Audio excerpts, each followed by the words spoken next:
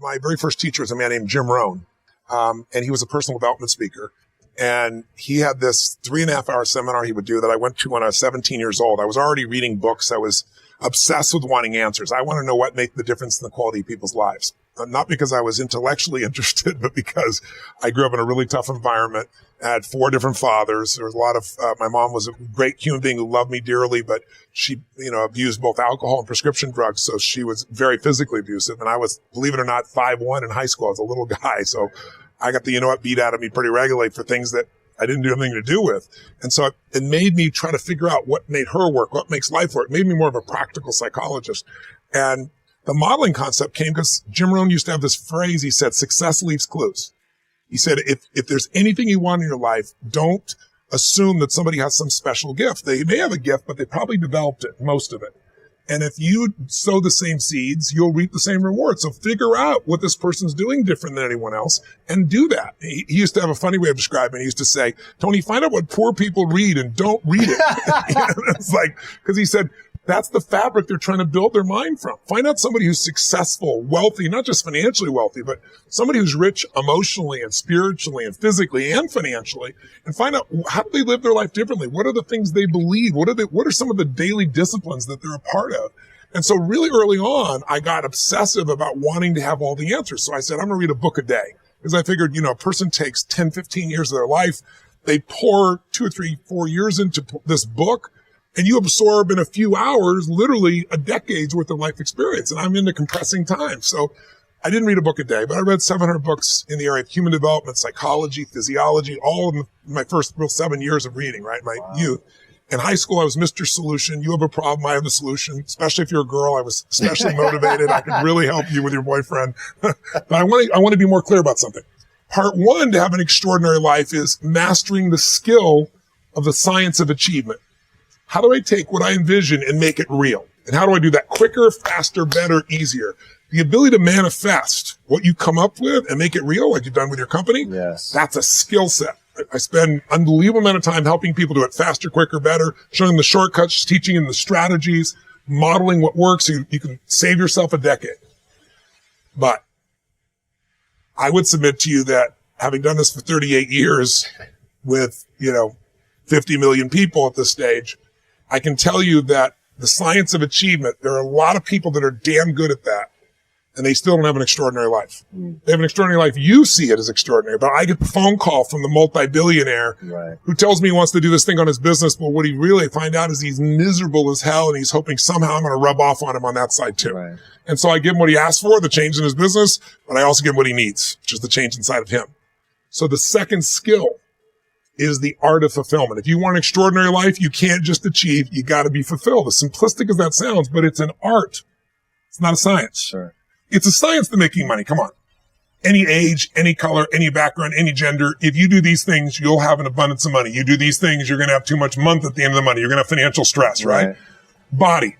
Everyone's biochemically different, but you and I both know there's fundamental rules, laws. There's a science to the body. You violate that science, you're going to have disease. You're going to have low energy. You align with that, you're going to have an abundance of energy. It's going to affect everything in your life. It's a science. Fulfillment's not like that. Fulfillment is as different as our human beings. You want to know what God or the universe likes? Look at the jungle, look at the forest. Right. It's diverse, right? So most people think, well, I want to get that, because they've been modeling somebody else, and that might work on how to achieve something. It'll never work for what will fulfill you. How many people like you, got what you thought you wanted, and you weren't fulfilled? Right. And that, I always tell people, success without fulfillment is the ultimate failure. The ultimate failure. Because if you go at something and you fail and you're an achiever, you don't fail. You go, I learned something, I'll just try something else. Right. I'm going to still get there. But when you succeed and you're not happy, you're technically screwed. It's just like, what are you going to do? So, a perfect example of this, I mentioned in the seminar you were there because it hit me about a year and a month ago, we lost what I consider a national treasure, Robin Williams. And I asked people, how many of you love Robin Williams? Everybody raised their hand all around the world, right? He made people laugh. People were touched by him. So how good was he at the science of achievement?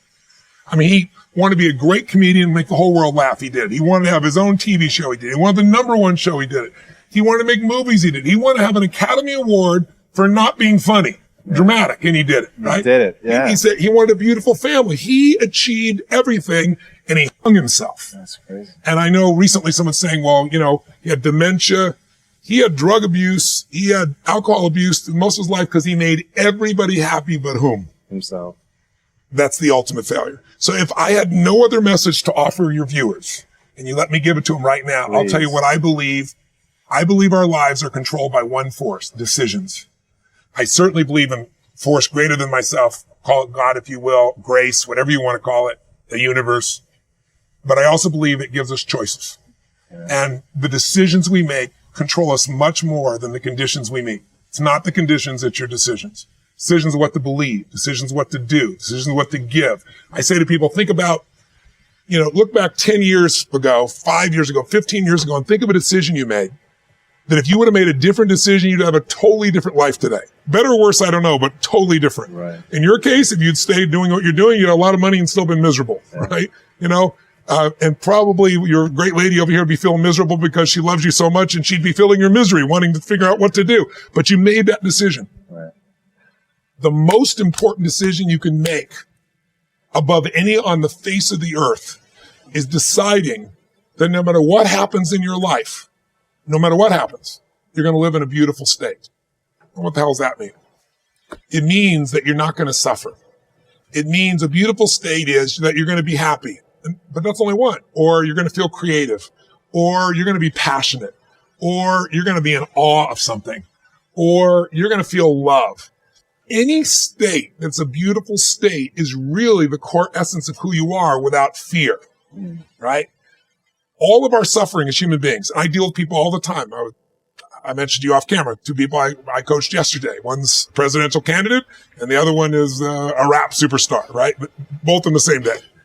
And without naming any names, people that have everything by your point of view, most people's point of view, they have the fame and they have the love and millions of people love them and they have great economics, financial freedom, and they have homes and they have the fashion, they have everything. They're the can't tell you how many of them are miserable.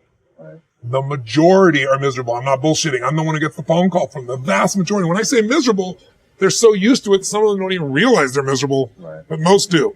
They get in a place where it's like, how do I keep this up? How do I keep outdoing myself? How do I, I built these 32 companies, how to keep all 32 going and make them all grow every single year. And that's not how life is, right? Right. And then they worry about what will people think? What will they do? So the decision to say, I am not going to suffer. That if suffering arises, pain's one thing, suffering's another. Suffering is when you're like, I'll give you an example. A friend of mine is a very famous Indian industrialist and billionaire guy. And he just recently took a sport in India that's been around 2,000 years that almost every village child plays, and he turned it into a professional sport. No one had ever made a professional sport 2 years ago. He invested, I don't know, I'm making the number up, $20 million in it. In 2 years, the sport is so successful in India that 500 million people watched the finals. That's amazing. 2 months ago. 500 million people, right? So 500 million, that's how it is in India. And people are saying this is going to be as big as, for them, cricket is the ultimate thing, right? The biggest cricket. So his team valuation, I'm making the number up, I think it's gone to like $500 million in 2 years from, $25 million. And his team is number 2 in the whole world, right? Wow. He's got these great players. So I'm with him and he gets a phone call and he's just got done telling me about this great success and where it is and how proud he is and how everyone goes to the games and people are so thrilled and it's just become this movement in India and he created, he's so proud of it. And he gets this phone call and the phone call is from his management team telling him that one of his competitors has just offered 4 times as much money as he was offering to his top 3 athletes who are the core of his whole team.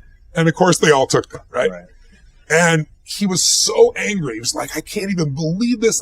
These guys were working in shops and I brought them here and I made them a star on national television and they have no loyalty to me. And he's suffering. And the way you suffer is you focus on yourself. Right.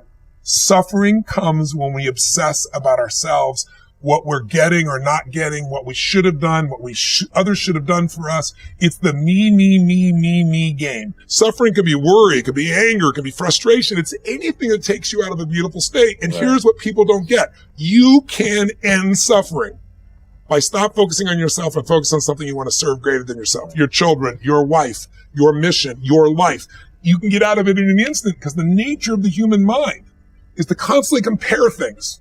Your mind, your brain is a 2 million year old device, and it is not designed to make you happy. It's designed to make you survive. Right. And that's why it's always looking for what's wrong. But it used to be what's wrong, a saber-toothed tiger, so I can protect myself. Now people are worried about what people think about them, or do they have enough money when 2/3 of the planet lives on $2 a day, and you're making $38,000, you're rich. The poorest of the poor in our country are considered rich. I'm not saying they should stay that way.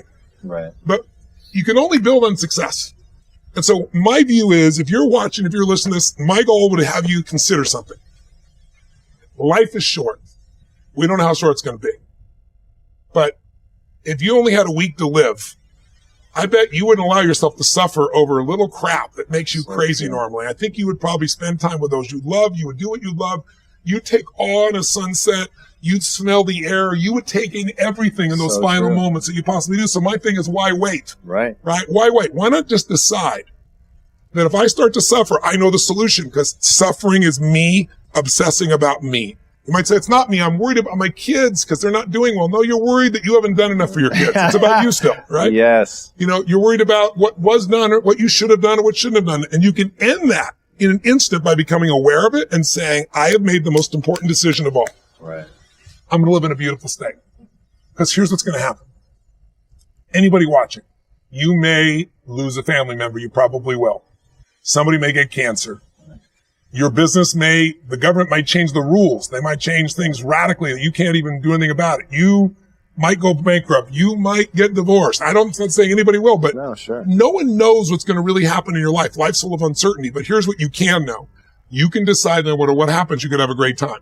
If somebody like Viktor Frankl can be locked up in Auschwitz and come out of that and experience finding joy in the middle of Auschwitz, then human beings have a capacity they've undersold themselves on. We think that the outside world determines how we feel. If people have to behave a certain way, if your husband or your wife or your kids or your coworkers or whoever, your boss has to behave a certain way for you to be happy, and if they don't, you're unhappy, then you're always going to be unhappy, because the more people around you, the more they're going to change that, because they're all human, right? And if you have to be a certain way to be happy, you're going to violate it too. So my invitation is, as great as it is to achieve, more important to enjoy.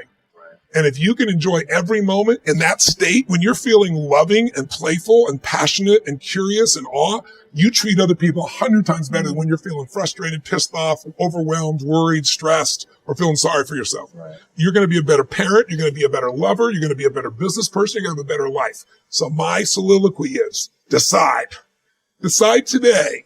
And actually say, what if I cut it off? What if I said, I'm not willing to settle and I'm just going to live in a beautiful state? Doesn't mean you won't feel bad. It doesn't mean you won't stay there. You instantly change. That's doable. I believe in energy. I believe in inspiration, because inspired, in spirit, the opposite of that is kind of dead, right? So I believe in being inspired, but I'm a strategist at my core. And, you know, if you're inspired and you run east looking for a sunset, I don't give a damn how enthusiastic you are, how positive you are. It's not going to happen. So I'm a strategist first, but I really do believe that people have got to look at their life and say, as much as I want great strategy, I need a great philosophy of my life that's going to make me fulfilled. If you're fulfilled, like you said, you mentioned earlier, if you were with your friends and you guys weren't succeeding, but you're having a damn good time with this camaraderie, it's still worthwhile. And you can find a way to succeed eventually. But what the hell is success? It's hitting an expectation. And I always tell people, man, trade your expectations for appreciation, and it's a whole new world instantly. If you can appreciate this moment, if you can't find ecstasy in this moment, in a conversation with a friend and looking in your wife's eyes, being with your children, going on a run, if you can't find ecstasy now, I'm here to tell you, more money, more people, more love, more business, more anything is not going to give you more ecstasy. If you can't do it here now, you're not going to do it there when you got more. So why not do it now and have a rich life right now? I tell people, money, that's one thing. Like having financial abundance, there's skills. That's a science. But wealth, it's a decision. It's like you can be wealthy right now. I live in Fiji a good portion of the time. There are these villagers there. They're the richest people I know. They're happy. They laugh. They love. They don't give a damn about the economics. Other people say they're poor. When I first went there, I was trying to do things for them. I'm like, what are you talking about? I'm so happy. Wealthy people come over from the United States and they go travel around and try to figure out what to do. And they're going to spend 9 years to do this and this and this. So they can finally sit down and be happy. And the Fijian guy goes, why don't you sit on the beach right now, dude, and experience it? Why spend the 9 years? Why not have it now? That's my invitation.